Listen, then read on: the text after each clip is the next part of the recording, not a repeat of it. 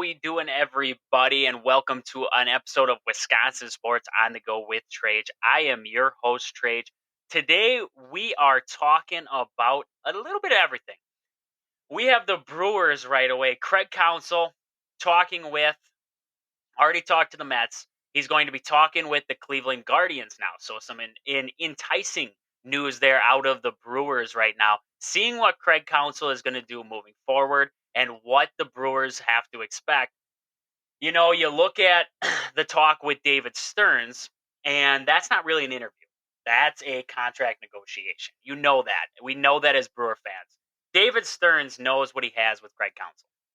Worked with him for years in Milwaukee, so he knows exactly what he's getting when Craig Counsell walks in the building. So that's where you're at with that right there. Guardians, same thing. They know what they have with Craig Counsell. They've seen him in the league for a while. He's a weathered manager, if you ask me. I mean, that's the best term I could put for it. He's been in the league for a while. He's a been there, done that guy, and the Guardians know what they're getting too. So right now, it's not looking good for the Brewers. You look around and everybody's telling you from the Brewers organization, from their standpoint, well, he's a Wisconsin guy. He doesn't want to leave Wisconsin. He wants to stay right where he's at. He doesn't want to get too far away.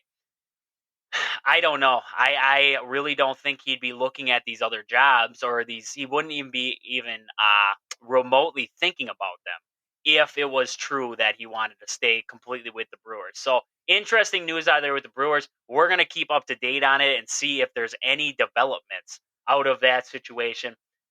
But with that, I want to jump over into Badger basketball because we have the Badgers coming up here pretty soon, starting November 6th.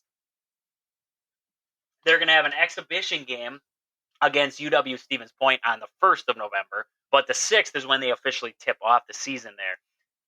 So looking at this Badger team and what we kind of expect out of the Badgers going into this next season here. So looking at the Badgers, you're going to have your same starters back from last year. Chucky Hepburn, Stephen Crowell, Tyler Wall, Connor Essegian, Max Klesman. So you're getting your cast of characters back from last season. That team that we thought would have a little bit more promise than what they did. Had some decent wins in there, but just couldn't stick it when it counted the most. They went through their struggles last season there. I'm jumping over to my stats from last year. So looking at this team from last year, Chucky kind of had an up and down season. He was the leader in scoring, 12.2 a game, but Chucky did struggle mightily from three. He struggled in the lane. Not something we expected out of Chucky in his second year. So look for a big bounce back year from Chucky this season. Also, guys like Stephen Crowell and Connor Essegian, Tyler Wall. He struggled after that injury. I expect good things out of Tyler Wall. Max Klesman coming back for his second year. His first year was kind of forced, it seemed like. Going into his second year, he seems to be in his own now. So good to see from Max Klesman there, especially in the red-white scrimmage and in practices so far. It's looked like Max Klesman has a little bit more control, so that's good to see. Coming into this, you are losing minutes with Jordan Davis, but you're adding a guy like A.J. Storr. And Storr, that's a guy we really want to get into. He's got a lot of athleticism. He's a great shooter. He's going to be able to drive it for you, and I think A.J. Storr is going to add another scoring option for the Badgers.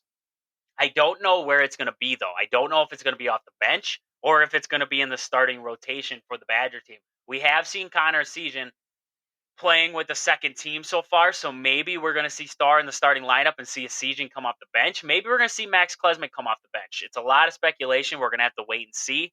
I do think Guard's going to work with it a little bit and see what really truly does flow for this team.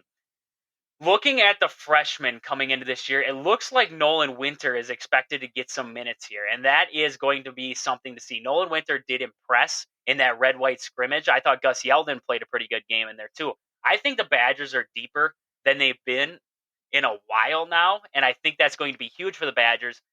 You look at last season, they were lacking that sixth man, somebody coming off the bench that was going to add that scoring when everybody else was either out or whatever it was. Jordan Davis was not that guy. He was not that guy for the Badgers last year. Going into this season, if Storr doesn't start, if Klesmit comes off the bench, if Essegian comes off the bench, I think that adds a lot of depth, and that's your sixth man now. You're going to have that sixth man. And then the bench behind that gets even deeper. Kamari McGee deep on the bench there. Isaac Lindsley coming off the bench there for this Badger team. Even having guys like Marcus Ilver, and then you're going to have the additions of Nolan Winter, Gus Yeldon. You're going to have Chris Hodges. You have a deep bench now. John Blackwell can play guard for this Badger team. So I think the Badgers are deeper than ever right now. Not skill wise, we haven't seen it yet. Maybe they will develop into what we hope, and that is that Nolan Winter is going to be a dominant scorer. Gus Yeldon's going to be great in the paint. Having guys like John Blackwell, he's going to be able to take over a little bit of the guard position when needed. Kamari McGee is going to step up. AJ Storr is going to have an impressive second year in college basketball. And looking at your starters, Steven Crowell is going to have a big bounce back here. And looking at even, I even forgot about him, Carter Gilmore. It looks like he's starting to develop a jump shot. So maybe Gilmore is going to become more of an offensive threat for you. Tyler Wall, you don't know what to expect from Wall. The 3-point game kind of started to, he wasn't consistent, but it started to come around last year. Maybe Tyler Wall steps into his own coming into this next season, and the Badgers get that much deeper and that much more potent on the offensive end of the court. And that is some things to look forward to coming into this next season. Looking at the schedule for the Badgers, that's where it starts to get interesting. Looking at their first game, Arkansas State on November 6th, like we were talking, that's not the one I'm looking at. Second game of the season, you have number 9 Tennessee coming to the Kohl Center. That is going to be a huge game right there. And then you also play Providence right after that at Providence. Providence always seems to be a tough game for Wisconsin. Then you get a little bit of break. Robert Morris, but then you follow it up with Virginia. And Virginia, underneath Tony Bennett's leadership, always right there. And then you're looking at Western Illinois, followed up by ranked matchups, 3 in a row. Marquette, you're going to play at home at the Kohl Center. Then you're going to get a game against number 4 Michigan State at Michigan State, followed up by a game against number 12 Arizona at Arizona. That is going to be a really tough beginning of the year for Wisconsin.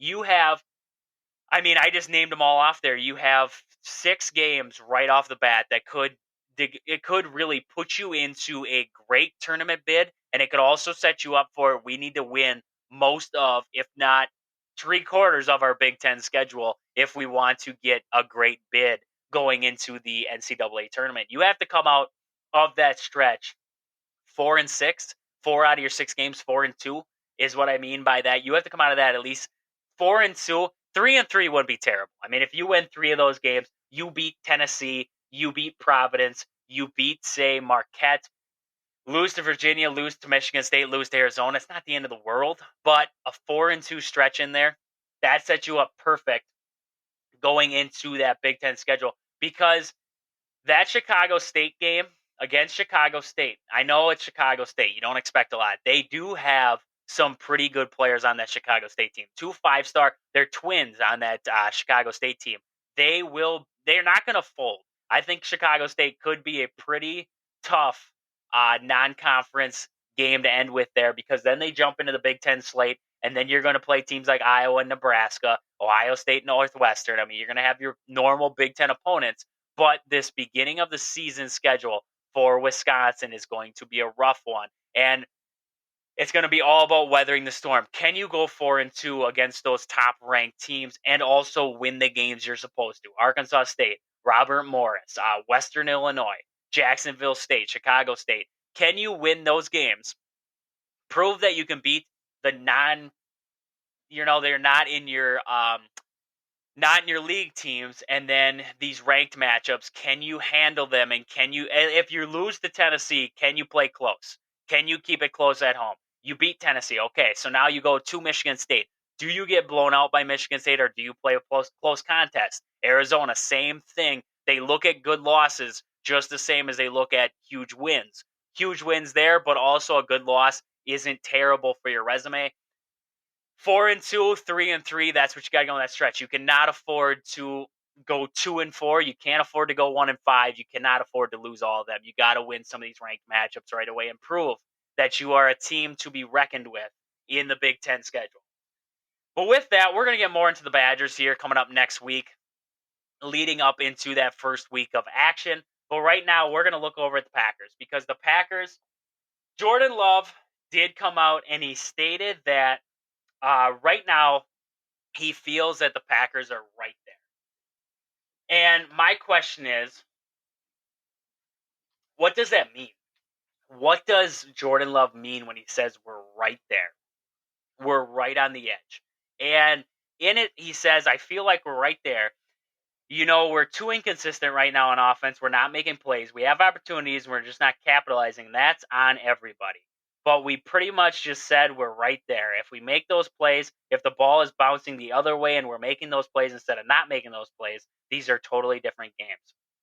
So when I look at that, I really thought, I need to dig into the stats. I got to dig into the stats and try and figure out what does he mean by we're right there. So I looked at the stats, team stats. So this is basically Jordan Love's stats right here.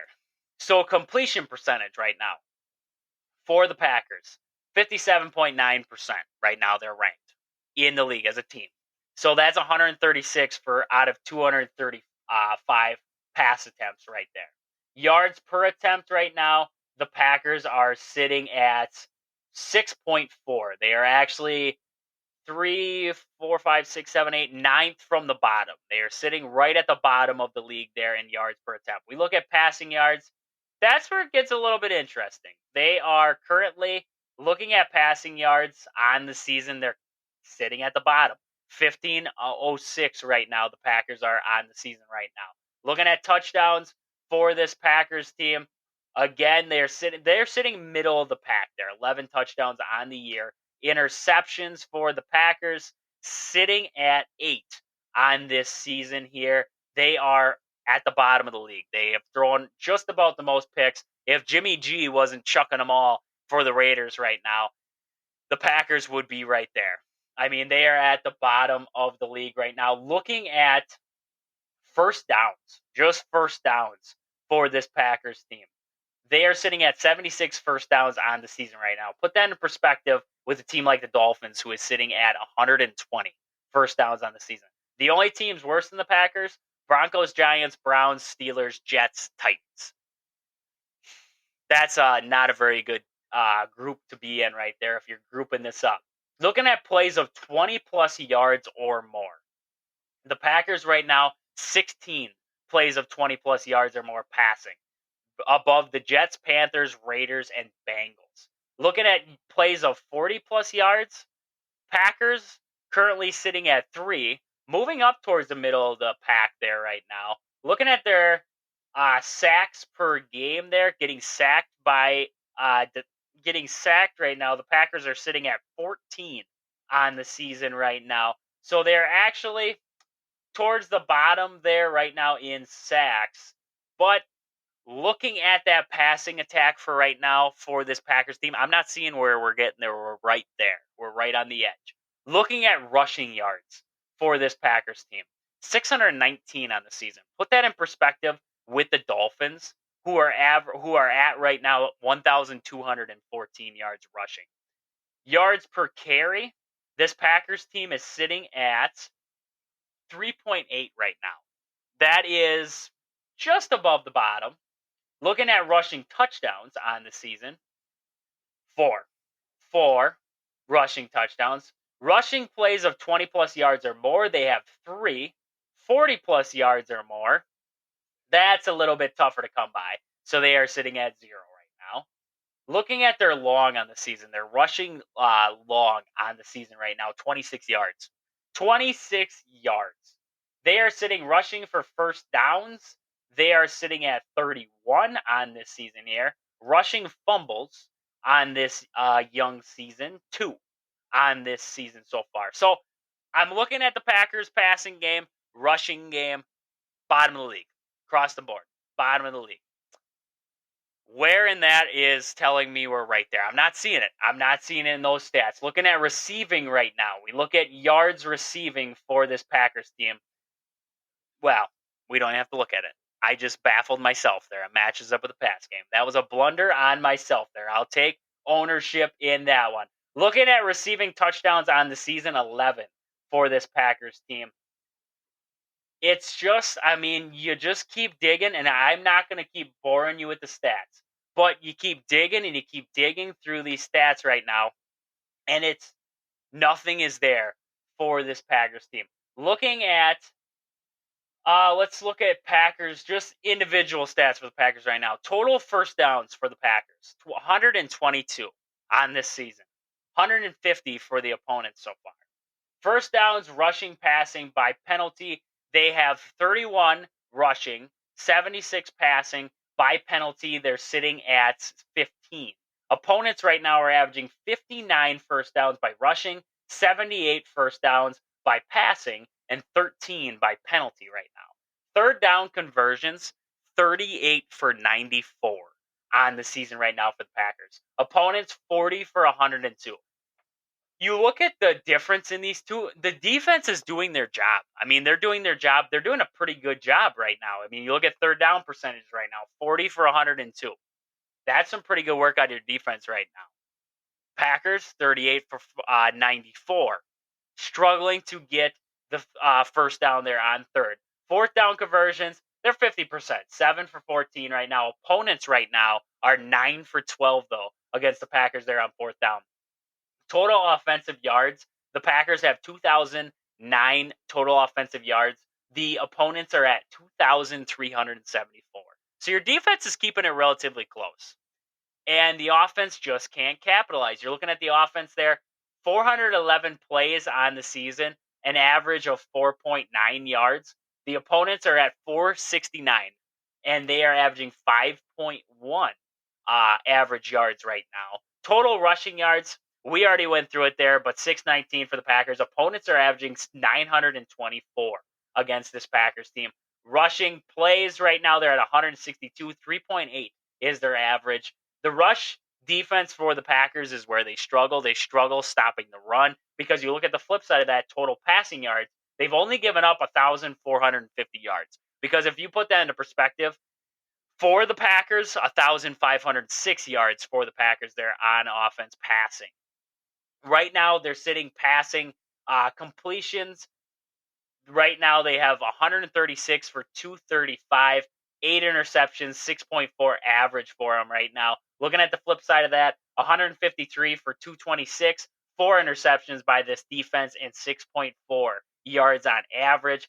14 sacks so far. They've sacked the opponent 19 times. Field goals, they're 9 for 10 on this season, 15 of 20 for opponents so far. 16 touchdowns by opponents. So if you put that into perspective by the games they played, the offense, you look at that and you see how truly the offense is what is dragging the feet right now. The defense hasn't been a huge problem. I mean, they've had moments where they've been a problem. But all in all, as much struggle as Joel Berry has running a defense, the Packers defense isn't the true problem of the Green Bay Packers. It relies in the offense. Jordan Love, not if it isn't Jordan Love, and I've talked about it. I've talked about what's going on and what I think about Jordan Love right now. But when you think about it from the perspective of, okay, Jordan Love is young. What does Matt LaFleur need to do for him? And I don't think Matt LaFleur is doing that for him. So what is our next step? Matt LaFleur said there's going to be big changes. Are we going to see somebody else come in to call plays? Because you are struggling at it right now. We are not seeing an uptick in the offense. We're watching the same mistakes over and over again. And I think the Packers really need to emphasize moving forward, making an offensive scheme that's going to rely on Jordan Love's skills, not what Aaron Rodgers could have done for the Packers, not what Davante Adams with Rodgers, not what receivers before that could have done, what Jordan Love can do with the weapons he has now, and focusing this team up, getting this team organized that when they walk out there, this is what you got to do. I look at it as simply as an organized and a well put together machine is going to run correctly. And it's going to have flukes along the way. Something might go out. Your starter might go out. You might need a new spark plug. You might need to put gas in the engine every once in a while. Or you might need to even oil. You might need to oil her up. I don't know. I'm trying to do different analogies here. Stick with me. But the Packers are missing that. They're not putting it into the machine right now. You look at what the Patriots had going for them for years. Tom Brady, Bill Belichick, they called it a well-oiled machine. You could plug anybody in and you could make it happen. You could make something happen with whoever was there. When I look at the Packers right now, this is not a well-oiled machine. This is not even close to a machine. You couldn't plug random guys in this offense and make it work right now. We got receivers running the same routes. We have pre-snap penalties. We have a quarterback who doesn't really seem to know what's going on at times. We have guys running out on it. Jordan Love looks like he's going to pass, and we have receivers blocking down the field. Week after week, we're seeing this. So, where is the underlying factor to the entire thing? And that is that these guys are disorganized, and it is on our head coach, Matt LaFleur, to figure this one out. But I'm going to leave you with that. I'm going to leave you with that for today. I want to jump more into the Packers tomorrow, talk a little bit more about the Badgers football, and maybe we'll see a little bit about the Bucks. Check in on that, and we'll also be talking about last weekend's NFL schedule, and also be looking forward to this next weekend here in the matchup coming up, and talk about what needs to happen to possibly pick up wins, not only for Badger football, but also for the Packers there. But with that, thank you guys for listening. This has been another episode of Wisconsin Sports on the Go with Trage. Thank you guys for listening. Deuces.